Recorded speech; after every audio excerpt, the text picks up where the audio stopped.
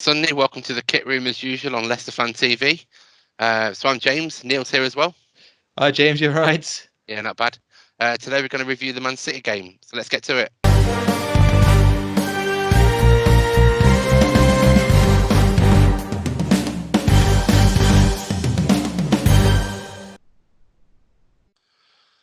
So Neil, Man City lost 1-0. What are your views on the game? Do you know what? I'm actually really, I won't say happy that we lost, but it was a great result for us. Performance-wise, result, never mind. We should have got at least something out of the game. At least a point. We could have nicked a win if Vardy would have slipped that goal in. But overall, let's put it in context. The last time we played Man City at their ground, we lost 3-1. We had a much stronger squad. We were playing a different formation. If you compare that performance to this performance, they're two worlds apart. We actually came to Man City. Yes, we did sit back. As we'll get to later, the statistics aren't as good, for example, with the possession. But overall, I think we had a brilliant, brilliant game. It was so unlucky. And it was a couple of moments where we ran out of steam and that Man City just absolutely steamed us.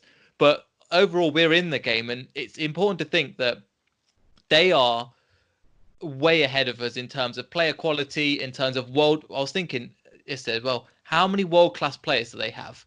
And you could just literally every person in that squad is a world class player, and it's phenomenal to see. And bearing in mind like Gundogan that's come off the bench in replace of Silva, that's really done really well. And you're just thinking against this, and we're still little old Leicester, and we still kept up with them. I thought we did really really well. And I know you just to let you off now, because I know you want to go on a massive VAR rant. So the floor is yours, James. Have a go. Um, so yes, this game we're going to have to talk at VAR at some point. So let's get this out of the way, and then we'll talk about the players and the game itself. So VAR for me, I know I've seen all over social media how we got done by VAR yesterday. So I'm going to say my bit on it. It might be a bit of a rant, but I'm going to say it. So VAR stands for Video Assistant Refereeing. Why the hell is someone in Stokely Park making decisions? The ref is the only person on that pitch that makes decisions. He's got a video assistant now, as well as his two linesman assistants. So what if a linesman wants to get the ref's attention, waves his flag? They then say what's wrong, and then the ref makes a decision based on what the linesman tells him. Yep. Mm-hmm. Yep. Same with video assistant. All it takes is someone in Stokely Park to say, I think you've missed something. You may want to look at this again. And then it's Stokely Park's job to get all the video stuff ready for the ref to go across the monitor, look at it, and then make a decision. Same as the linesman tells him.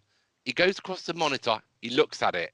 He sees that it's a foul. He sees that it's handball, and then he makes the appropriate decision. Just like we did in the World Cup. Oh no, the Premier League cannot do that, can they? It worked perfectly in the World Cup. It works perfectly in the Champions League. It works perfectly in lots of leagues around the world. But what do? We get someone hundreds of miles away to make a decision based on God knows what, tell the ref what the decision is, and then the ref tells the crowd. It just seems like a pointless system. Get the refs ref in the way they do. And just one extra thing around that is World Cups and European Championships, FIFA and UEFA do not use our refs. That goes to show how poor they are. They're incompetent. Otherwise, FIFA and UEFA would use our refs. But they see how bad they are, how horrible their decisions are, how it impacts teams. So basically what they do is they don't use them. I think what needs to happen is not VAR go, because the VAR technology is really good. It's amazing. It works well. The people using that technology are incompetent and do not know how to use the technology. And that's my rant over.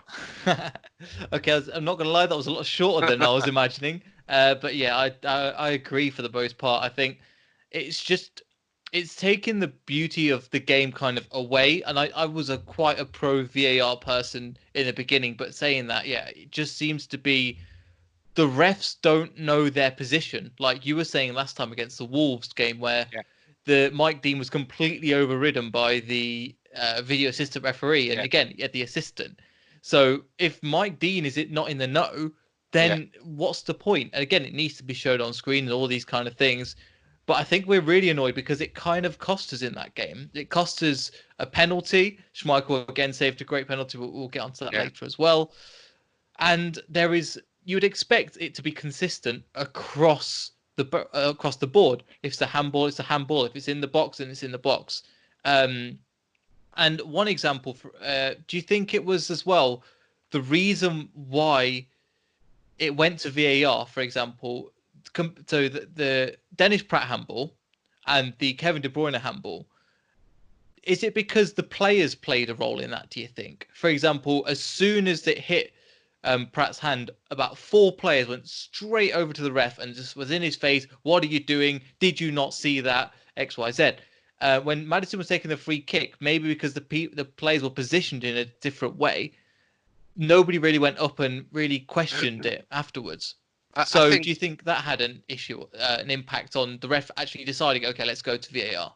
I think if you go back a season, yes, because everyone used to get around the ref around these decisions. However, he's not making decisions. Someone hundreds of miles away, where the players have no contact with, is making them video decisions. He's saying to them, "That's not handball." De Bruyne put his hands up to protect his face. It's not handball. Um, Dennis Pratt, it is handball. His hands in an unnatural position. So was De Bruyne's. The problem you've got is that same person is not being consistent, which is why the ref should take control. He's the only one that controls that game, the ref. He should be looking at the video assistant going, actually, Kevin De Bruyne's got his hands up. I didn't see that because the free kick was so fast. Mm-hmm. So he can then make a decision. Same with Dennis Pratt, the shot. He might not have seen it because of the pace of the ball. He might have just thought it came off his back or something. But he then goes to the video assistant and he sees that. That's what video assistant reffing's all around. The ref controls the game and uses the screens to look at it. The only people that benefit from VAR currently are people like Yuri Tillemans, who's miles off the pace, and nobody talks about how bad he's been again. We'll probably come on to that in a bit, but we've got in this show we've got a lot of talking points and plays to Yeah. talk about. One thing I want to get your opinion on as well, VAR around, was because you were at the game, I was watching it from home, so we had different experiences there as well. Was the match again the 40 minutes when basically Edison knocked him out clean like it was a Tyson Fury fight. So what was your opinion on that from the ground compared to, obviously I had a different experience from being here. So looking at a pace, it does look a 50-50 challenge, but then you look at it on a screen and it doesn't look a 50-50 challenge. He's completely wiped him out. A bit like the Petr Cech incident a few years ago. And also Yeah. the Klinsmann incident when Klinsmann got completely knocked out.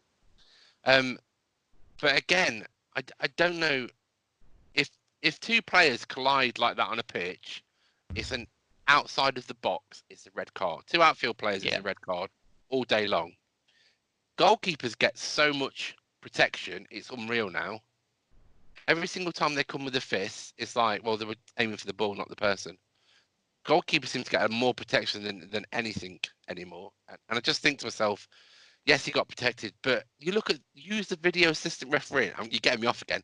Use use the video as it should be used. You look at it and you go, well, actually, he's nowhere near the ball. He's second to the ball. He's collided with him. He's followed through. He's punched him in the chest. That looks serious to me. It's either a yellow card. Yellow card would probably be a bit lenient. To me, it should have been a red card. It should have been a Um, card yeah, minimum.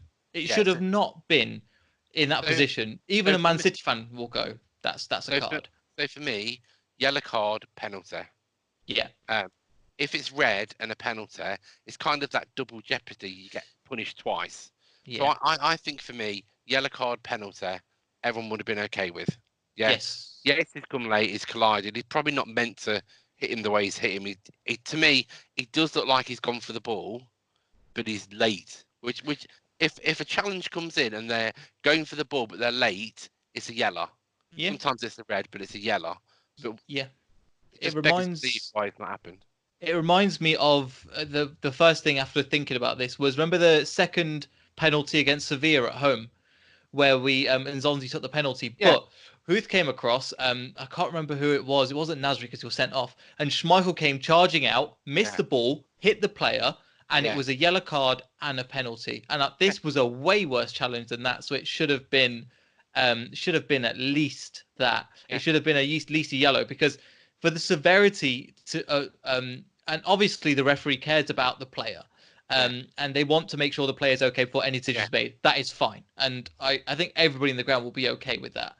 But overall, you should have then gone to the VAR and gone, what's happened? This is obviously serious because he's smashed him in the face and he's basically unconscious.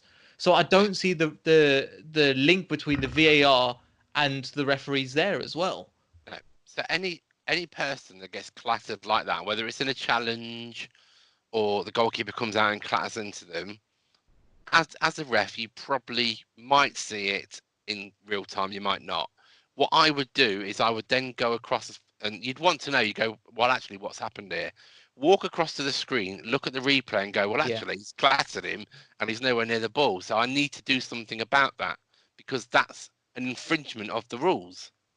Whereas he's not done. Somebody else has made that decision for him, and sometimes the refs, I don't know. You might feel sorry for them because someone else is making a decision for them that they might not agree with.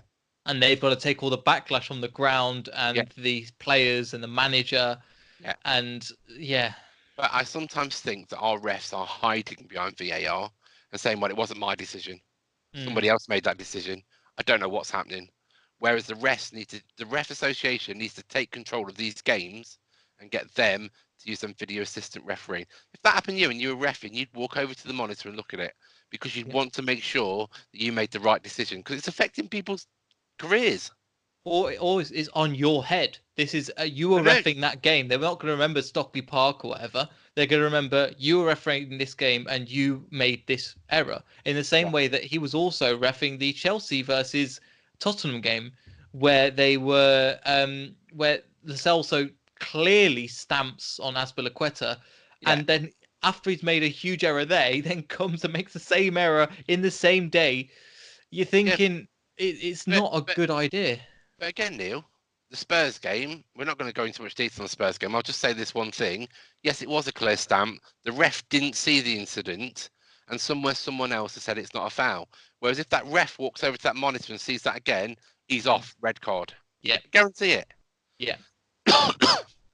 So now we're just going to start ranting all the way through this. I think I was going to say you're starting to cough now, so it's a VAR cough. You're getting ill from VAR. So what we'll do is we'll move on to the stats, and we'll review the game in some more detail. And promise me you can't talk about VAR for the rest of the. Okay, no cool. more VAR. We'll just talk about the game, the players, and the set piece and stuff. So let's have a look at the stats, then we'll get carried on. Right, so Leicester City, Man City. Obviously, we lost 1-0. We had 10 shots to their 18 shots. We had 3 on target. 3 on target again. That seems to be the same for the last 3 games. Man City had 7 on target. Our possession was very low at 32% with their 68%, which I'd probably expect with a team like Man City because they like to pass it around, break teams down. And it was at times yesterday it was difficult for us to get the ball back. Pass completion rate, ours was low on 76%. But if you've not got the ball, you start to make mistakes, don't you? So probably acceptable. Man City is 89%. That's really high. Corners, we had 3 to their 7. So there's the stats, Neil. What do you think? Stats wise, it looks very one-sided, and the fact that it's not more than 1-0 doesn't really give justice to how well we played. Now, our plan was to take it on the counter and to try and attack them. And as probably people are seeing from the scores below, we have rated them quite highly because I think they do deserve something from the game. We played very, very well. Things like pass completion you mentioned before, possession 32 I was surprised at, but we weren't really playing, and at times when we were playing it was within 10. So even though it's 32%, it wasn't like the Wolves game where we were playing around the back. We didn't really do anything for the first 45 minutes. We created way more chances than we did in compared to the Watford, the game against Wolves. But overall, I think we played really, really well. Vardy had his one-on-one chance that he kind of fluffed. He just looks like a man that's not quite on confidence at the moment. But again, with time, it will just pick up to the end of the season. Hopefully, he'll be in around the Golden Boot area as well. So again, I think we did very well. The statistics don't really back that up, but we changed our formation as well. So I think the 3-5-2 worked really, really well. Bearing in mind, this is something that I think we all forget because of the. I'm not going to say the three letters because it might trigger you and start on a rant as well. But it was we didn't have a central defensive midfielder. Now we had three at the back against probably one of the best attacking teams in Europe at the moment. Mahrez, Aguero, David Silva, Bernardo Silva, very quality players, and the back three really shone. In my opinion, it was really hard to try and pick a man of the match because Schmeichel had a brilliant game, Fuchs had a brilliant game, Soyuncu and Evans had a brilliant game, and I noticed a few times well, Soyuncu was really pushing into midfield and trying to play that ball through in position of a Hamza Chowdhury. Now the main problem is that he can get the ball, pass it over fine, run past the player, which I'm quite surprised at how agile he is, especially against a top team like Manchester City. But the balls that come into Tielemans and Maddison just seem to be way too hard. And he just kind of hits it with the side of his foot and he doesn't give the midfielders time to control it. But again, that is nitpicking because I think they all had a fantastic game. I think Pratt had an 8 out of 10 game as well. Fantastic. So I felt like all of them were on the same ballpark to have man of the match because, again, the team pressed beautifully as well at times. And that's not really shown by the statistics. So when one player would go like Vardy and then Iheanacho would, again, had a really good performance. If he would have played the full 90 minutes, he would have been up there for man of the match as well. And they pressed in packs and they pressed together, didn't allow Kevin De Bruyne on the ball much, didn't allow Gundogan on the ball much as well. But I think you want to come on to the ex-Leicester man, Riyad Mahrez, and just want to give praise to how well he played in this game. Yeah, I want to talk about our own team first. So back three played really, really well. For the first time this season, so every single team that we've played has bombed down Chilwell's side. Every single team has attacked that side. With a back three and a midfield across the middle, they didn't do that yesterday. They couldn't do that. And in the end, you saw Riyad Mahrez, Bernardo Silva running down the centre because going down the wings was not really working with them. Mendy was having a bit of success down the right-hand side, or down their left-hand side, which he will do because Ricardo Pereira always pushes that far forward. But again, he wasn't getting any crosses in. They were being blocked. And it was working really well. And it's the first time this season I've seen this set up like that and play really well together as a unit. Pratt, amazing again. He seemed to fill that role really, really well. Maddison, he just drifts in and out of games lately. He takes a free kick here and there, but doesn't really do much on the ball for me yesterday. Youri Tielemans didn't show up again. I don't know what's happened to him. The same happened at Monaco. He had 3 amazing months and then he plummeted. Same for us. He's just not up to speed. I think it might be squad depth. I'm not sure if I'm honest. Pratt looked a bit disappointed when he got pulled off. And I think if you're playing in midfield and you see someone like Youri Tielemans who's off the pace, doesn't seem to be playing that well, and you get pulled off, it's a little bit disheartening, I think. But again, back three, Fuchs amazing. Evans, absolutely outstanding. Everything that came to him, he dealt with. His passing's great. His aerial ability's great. Sunchu, again, it was good to see him going forward. I just wish he'd learned how to wait a pass. Because every one of his passes seems to come at pace and power. And every footballer in the world finds that difficult to control and do at pace. So, yeah, I think they're all coming on a lot better. Schmeichel had one of his better games, I thought.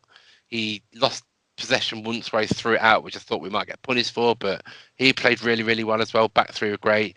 Midfield 5, Chilwell started off quite well. Second off, he might have got tired. He was losing the ball a lot, misplaced passes. Ricardo Pereira, another great game. Vardy had his chance.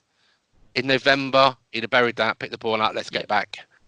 He's got no confidence. He's not scored in 2020. And that's probably on his mind. Nacho went off injured. Thought Barnes came on and did a job.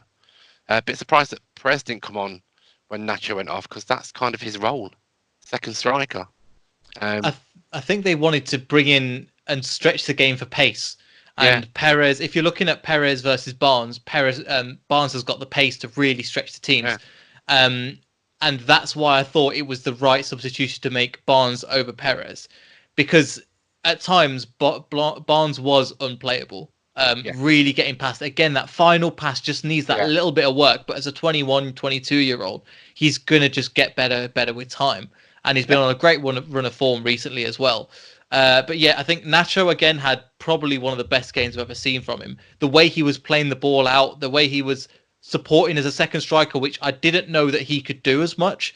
I thought he would just be the guy that hangs around the main area. We've said before on this show how his link up with Perez has been really, really good.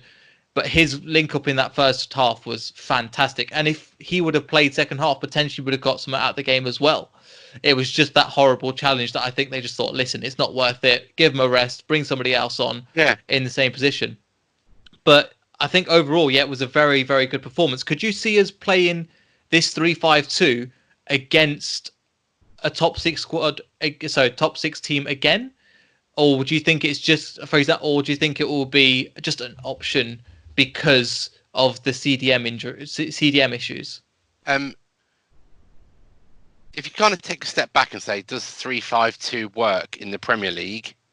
Yes, it does. Wolves use it a lot. Mm. It breaks teams down. You're very kind of at the back. You compact, but your midfield five, the oldest thing in football has always been, if you stop the supply, they will not score. Hmm. So Wolves do that. They have a five across the midfield, and it works really, really well. And yesterday for us, it works really, really well. If you can use that formation well, it will work for us. It's amazing for counter-attacking. It's amazing for crossing the ball in, for scoring, and it also sets you up defensively. For me, it's a great thing. Fuchs played amazingly well. Don't get me wrong. Hmm.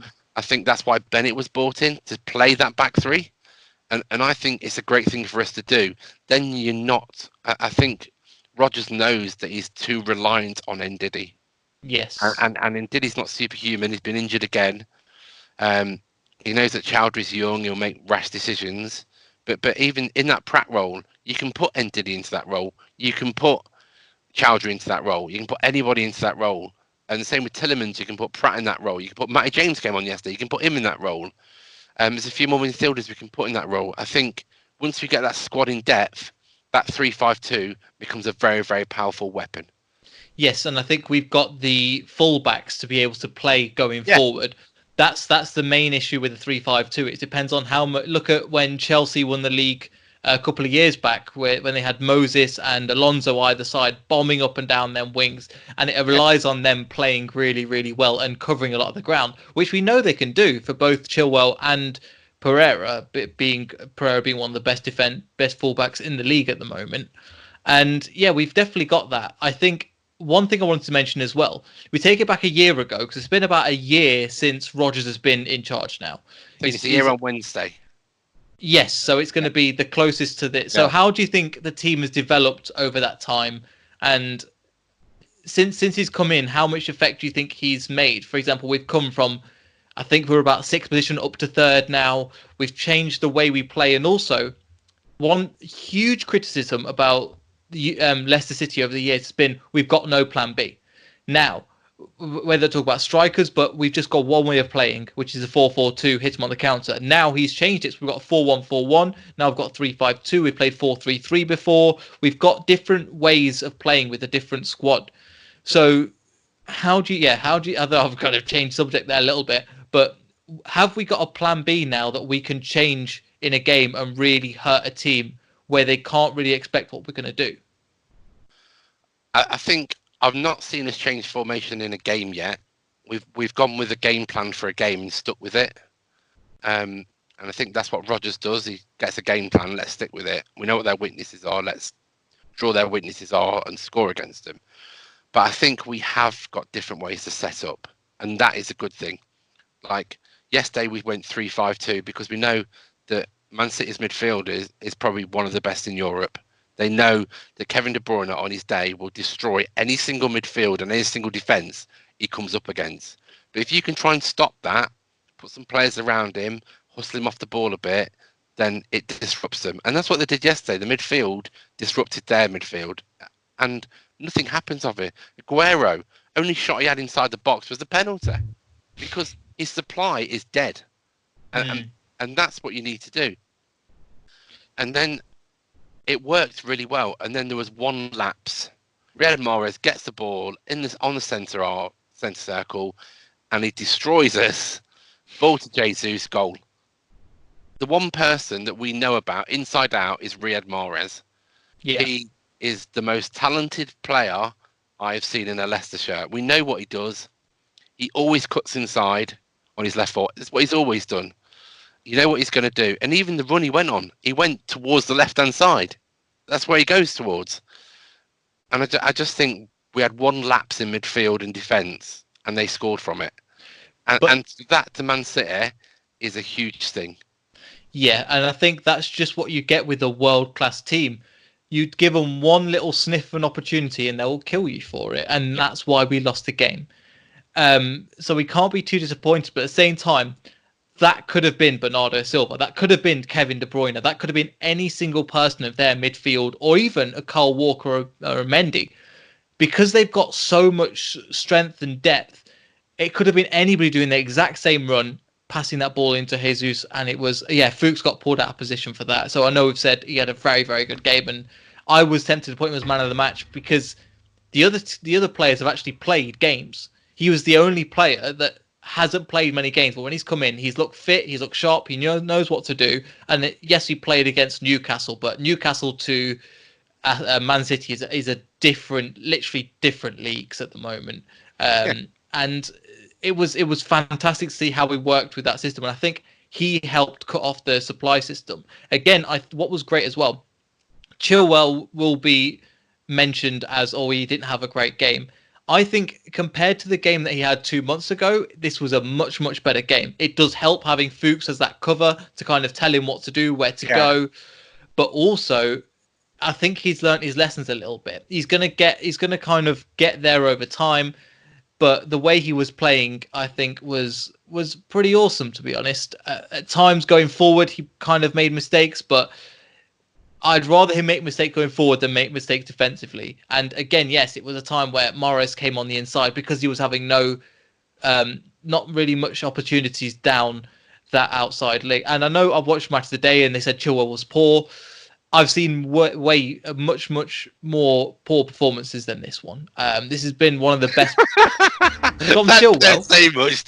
I personally think the first half he played okay. Second half, there was one time where he got the ball, he ran down the wing and ran out of space and ran the ball off. He didn't know where the sideline was. He missed the ball. There's them silly mistakes, which are not the Chilwell that played last season. And with Chilwell, I personally believe that he has had his head turned and he will be gone in the summer. I think he will go to Chelsea.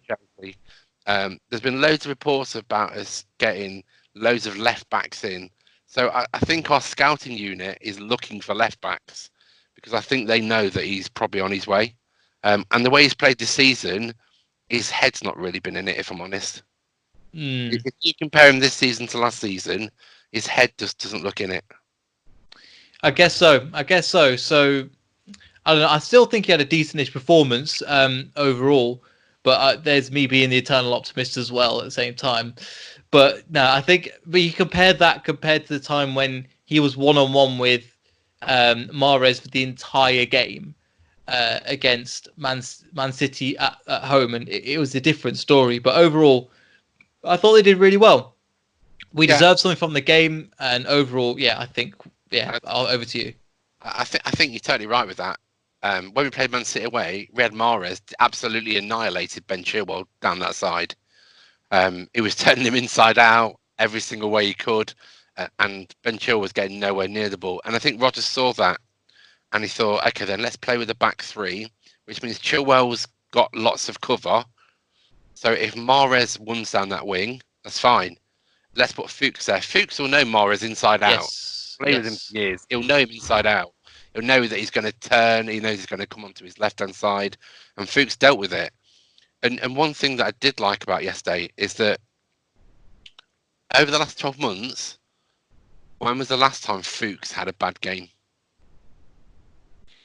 Oh, that's a good question. That's a good question. I've seen him tired. I've seen him a little bit off the pace, but not below a 6 out of 10, if not a 7. Yeah, he comes in when he's asked to come in, and he gets 7s, 8s, near enough man of the match performances every time he plays. That's what you want from a professional, someone that comes in and does that job. Bit worried that he might go end of season because I know that his family live in New York, so that must be difficult for him. So I wouldn't hold it against him if he left and went to America to be with his family. If I'm honest. No, I get that at the same time, but I would like to see him here for at least another year. I think when he gets to 36, then he'll make his decision. But I think also if you look at the interviews and stuff that he's done, he is really enjoying his time at Leicester City. Yeah, Otherwise, he wouldn't have renewed that contract. Him and Danny Simpson were on the same position where, look, you're not getting much game time, X, Y, Z. He decided to renew his contract, and Danny Simpson decided to leave. But he's probably looking, him and like all Brighton and players that are part of the title winning season but aren't really in the squad as much this season, yeah, are probably looking at players like Andy King, Danny Drinkwater, Danny Simpson, Shinji yeah, Okazaki that have all left and they've not gone on to do better things. So Riyad Mahrez and N'Golo Kante being the only exceptions. So he's yeah, probably weighing up them facts in his head as well. Because if he goes somewhere else, he'll do fantastically football wise. But he's probably saying, why would I want to go anywhere else? So let's hope he gets another year. I think Brendan Rodgers really rates him as well. yeah. But for the squad next year. But again, this has been a bit of a blip. But overall, I'm happy with the point. Let's hope that I think they said we can secure places by I think the end of March or something. We can secure a Champions League place, I think. But if we could get that down, I think that's all that matters. And hopefully we can keep this third spot. Okay, could not agree with you more. So we're back next Sunday as well. So we'll speak to you all then. Thanks, Neil. Cheers, James.